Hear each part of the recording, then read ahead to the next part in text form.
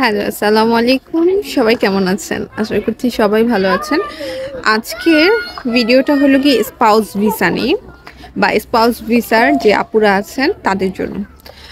কারণ হলো গিয়ে আমি নিজে স্পাউস ভিসায় এসেছি এবং স্পাউস ভিসায় আসার পরে আমি আস্তে ধীরে এখানে এসে সেটেল হয়েছি। দেন জব পেয়েছি। দেন এখন চাকরি করছি। যদিও বাংলাদেশে আমি জব করতাম।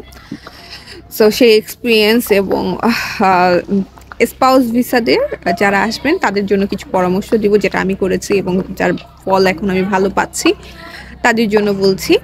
বাংলাদেশে তো মানে ম্যাক্সিমামই স্পাউস ভিসাদের A1 লাগে, সার্টিফিকেট লাগে। সো গুয়েত ইউনিভার্সিটি থেকে বা পার্সোনালি কেউ A1 কমপ্লিট করে এক্সাম ফেস করে তার রেজাল্ট শো করে আসতে হয়। যাদের ব্লু কার্ড আছে তারা ডিফারেন্ট, তাদের A1 লাগে না। যেমন আমার ব্লু কার্ড আমার হাজব্যান্ডের থাকা সত্ত্বেও আমি A1 দিয়ে এসেছি, কারণ আমি নিজে শেখার জন্য ভাষাটা। কারণ এখানে এসে তো আপনার তো লাইফ লিড করতে হবে। সো আমি যেটা পরামর্শ দিতে চাচ্ছি সেটা হলো অবশ্যই A1 কমপ্লিট তো করবেন, সাথে বাসায় যতটুকু সম্ভব চেষ্টা করবেন পড়ার, কিন্তু কোনো কোচিংয়ে যাওয়ার দরকার নেই। A1 এর পর চিন্তা করলেন A2 করব, B1 করব, কিন্তু একদম ফ্র্যাঙ্কলি কথা বলি, বাংলাদেশ থেকে যদি পয়সা খরচ করে আপনি পড়তে চান, স্পাউসদের জন্য কথা বলছি, যারা কিনা জার্মান কোর্সের মাধ্যমে চাকরি পাবেন এবং জার্মান পাড়ার মাধ্যমেই চাকরি পাবেন, তাদের জন্য না। কারণ তারা হলো গিয়ে আসার জন্যই তাদের B1 লাগবে, তাদের জন্য আমি বলছি না। শুধুমাত্র আজকে মানে স্পাউসে যারা আসবেন তাদের জন্য পরামর্শটা দিচ্ছি।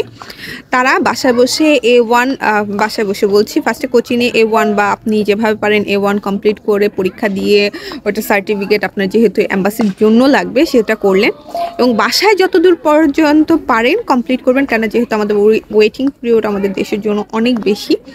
সো সেক্ষেত্রে অবশ্যই সেই ওয়েটিং পিরিয়ডটা মাথায় রেখে আপনি শিখতে থাকবেন, কারণ আপনি এখানে এসে যাতে জীবনযাপন করতে কষ্ট না হয়।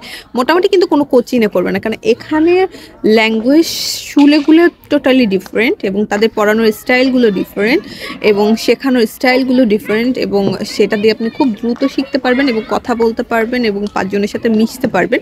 এভাবে করে ওরা 6 মাসের একটা কোর্স, এবং সেখানে আপনি টাকা দিলেও টাকাটা জলে যায় না।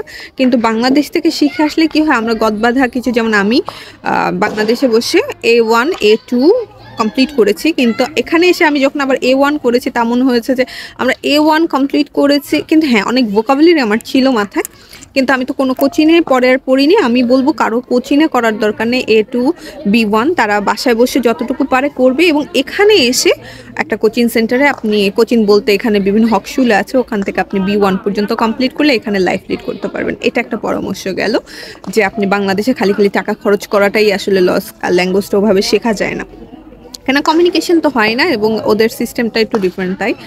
আর দুটো মাত্র বলবো, এক হলো কি আপনি বাসা যতটুকু পারেন আপনি ল্যাঙ্গুয়েজ শিখবেন, আর সেকেন্ড আমি পরামর্শ দিব আপনাদের যারা হাউস ওয়াইফ পড়াশোনা মোটামুটি করেছেন আসছেন, তাদের বিষয়ে যদি চাকরি বাকরি করতে চান, যতটুকু আপনার সার্টিফিকেট আছে অবশ্যই ট্রান্সলেট করে নিয়ে আসবেন।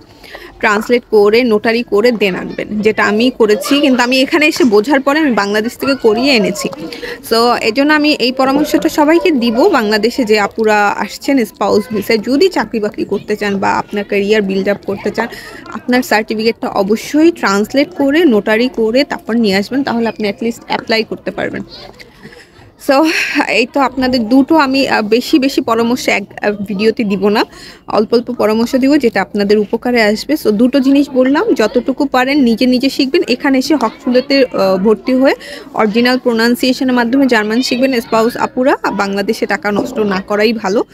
আর সেকেন্ড, কারণ আমাদের বাংলাদেশের প্রোনাউন্সিয়েশন একটু ভুলভাল থাকে, এটা স্বাভাবিক, বাচ্চাদেরই শিখাতে মানা করে। সো আমরা নিজেরা তো বড় বয়সে একটা ভুল শিখলে ওটা তো ভুলতেই পারবো না, ওটাই বলতে থাকবো। আর হলো গিয়ে অবশ্যই অবশ্যই আপনার সার্টিফিকেটগুলো ট্রান্সলেট করে আনবেন। সো আজকে এই দুটো পরামর্শই, নেক্সট আবার আপনাদের জন্য ছোটোখাটো পরামর্শ থাকলে অবশ্যই ভিডিওর মাধ্যমে জানাবো। আমার পেজটার সাথে থাকবেন, ভালো থাকবেন এবং আমার জন্য দোয়া করবেন। আসসালামু আলাইকুম।